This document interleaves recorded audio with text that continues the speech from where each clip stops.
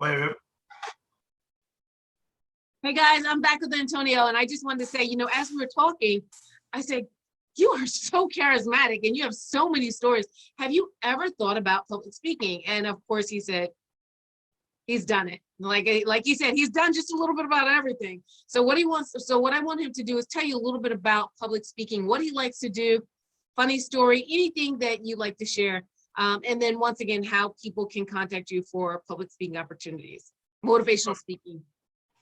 I appreciate it, Kelly. Yeah, I do public speaking, and basically when I did a lot of public speaking when I was playing soccer, which I would have told the story before, but on the weekends, each player would have to do some kind of like a charity thing for them or for the team. And my charity was to give back to the underprivileged kids who grew up with, not a lot of financial stability, the way that, of course, I didn't have the financial stability, so I wanted to give back to other kids who didn't have financial stability. So basically, I did a lot of speaking to a lot of underprivileged families, and then also gave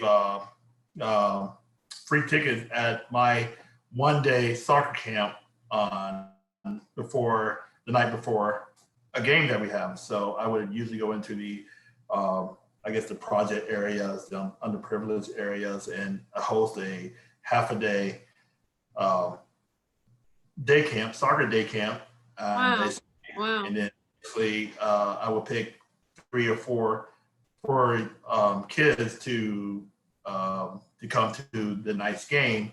And so I would do that each time that we had a weekend game. So, and then at the game, I would bring them down to the locker room and show them the area, take them on the turf, on the soccer field, give them that excitement, so, and basically just to believe that, from where I came from where you are, and just keep fighting, keep believing.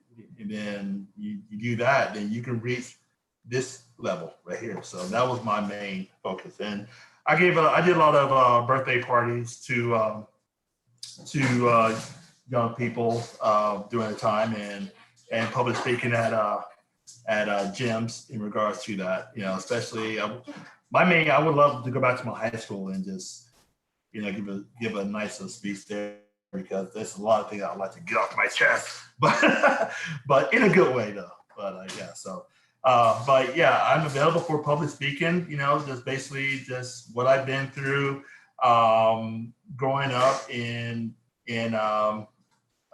just, I guess, the way I came up. The area, racial, financial, the drive, just everything. I'm definitely available to do that. I can reach at T Vaughn, that's T as in Tom, V as in Victor, AUGHN as in Nancy, .T as in Tom, V as in Victor, at gmail.com. So look forward to that.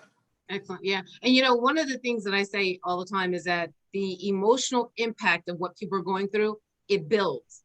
Mm-hmm. So, certain things that happen in high school, if they're not addressed, or people don't have an opportunity to talk about it, or if they don't see other vehicles of expressing it, or whatever it may be, if there are no options and they're in this, just like think about being in a box, in a claustrophobic box, what happens is it escalates, because mm-hmm. then you learn that what you're thinking, nobody else is thinking, or you're wrong for thinking it, or you need to stop, or be grateful, or be appreciative. So what happens is that box starts to get tighter and tighter as you're in a larger world, and you're still living under that premise of, kind of keep your mouth quiet or don't say anything. So right. And I try, and you made a good point, because it took me a while to basically just open up, just have a voice, just be confident in myself, and to just letting my feelings, letting my expression just carry. I would let everything get to me, always bottled inside, and never saying, hey, this is how I'm feeling, or never spoke. I guess my public speaking at that time was non-existent. And it's funny, because the way that I learned how to finally open up and and just speak my mind was during the time where I was always in front of the camera, like even with soccer, you know, news channel was always questioning me, and I had to talk because I was one of the face of the team. So I had to be a part of that. And then wrestling, you know, cutting promos, talking on the mic, that was my feeling, you know. You have a lot of people that would write down, okay, I want to say this, I want to say this, I want to say this, I want to say this, I want to say this. With me, it was just all from here, you know, how I was feeling, how I was relating to that. And I got so comfortable with that I'm able to do interviews like this and be comfortable speaking to you in regards of this, you know. So yeah, that's it for me. Yeah. So, and then this was completely unscripted. So. Yes. All right, let me try. All right. Wait. You say unscripted part? All right, let me write that in there. I'm just kidding. Well, no. The only thing I didn't know, what I needed to know was what you had done previously. But yeah, it's completely unscripted. Actually, everybody keeps asking me, why don't I just do it live? And I know that I can do it live, but I really can't figure out how to do it. So I think my interns are going to teach me how to just do it live instead of recording it and, you know, do the whole promo. Like, you know, we're going to be recording live at this time, etc. Because they want to get me to a point where we're doing live and we have call-ins, you know, where people can call in and ask questions. Yeah. But once again, like I said, you know, I always tell people, look, I was there when Noah built the ark, so I'm a little bit older. But my students keep me young, you know, my interns, you know, when I was teaching, everybody keeps me young. But I need to figure out how to do that. But yeah, that is the next level. I'll actually be doing it live since I don't edit it or anything like that, etc. So, but once again, Antonio, are you frozen on me? Did I lose you? I don't know if I lost you. Well, I just wanted to say thank you so much once again for everything. I think I may have lost you, but this was a phenomenal time. And I look forward to following up with you. Thanks again. Oh, I was just saying goodbye. I was thanking you for everything because it looks like you've frozen up or something.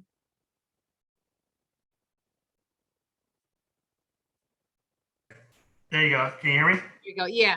I was gonna say, I was just telling everybody goodbye and just saying thank you so much for taking time, especially even to come back and talk about, you know, financial challenges and opportunities, etc. Even though you never did tell me a financial story about college, because you were gonna say how some things that you had to. Oh, well, after a college athlete, NCAA, you know, you're not allowed to work while you're playing. Therefore, it's hard to really, you know, go out and have a good time without money in your pocket. You know, all the money that, you know, you get from scholarships is usually going towards your school bills, your loans. So don't get the idea that, you know, if you get a scholarship, that comes directly to you. No, a scholarship is just like a loan, but you don't have to pay that scholarship back. You know, and therefore, when you're playing as an athlete, you're not allowed to get a part-time job or anything like that. So, if you come from a financial family that can help you while you're in college, great. But again, that wasn't my case, and that's a lot of case for a lot of athletes. You know, they didn't have that support, so it was a big struggle. Because if you want to go out or go to movies or take a date out, and you know, majority of the time she will have to pay for it because you can't afford to take her to the movies or anything like that. You know, it's kind of embarrassing, but that's the way it was back when I went to college. You know, I didn't have that financial stability. You know, I had to look forward to mealtime in the cafeteria. You know, I couldn't go to Burger King or McDonald's. You know, I didn't have that money to do it at the time. Or my Saturday nights were usually on a bus or on a plane. You know, where everybody else was at fraternity parties, I wasn't. You know, and I missed those times. So relationship wise, during that time, very tough. If you don't have the money to help support to escort your companion out on a good time, you know, is very tough that way. But that was mainly the financial portion I had of it, you know. So You could have made her some oodles and noodles. yeah, but that gets very old. You know, You could you have know. made some oodles and noodles and put Oh some yeah. crackers on the side. Oh yeah. See, my favorite thing was like, hey, you know, why don't we just meet first thing in the morning at the cafeteria and I'll make you some waffles. So would you make the waffles for her? Yeah. Look In at the cafeteria, you. in the cafeteria, they had that waffle maker, so you had to just put the dough, close it up, bam. Here's your waffle, baby. Enjoy. So look at you. You're like Chef Boyardee. I love it.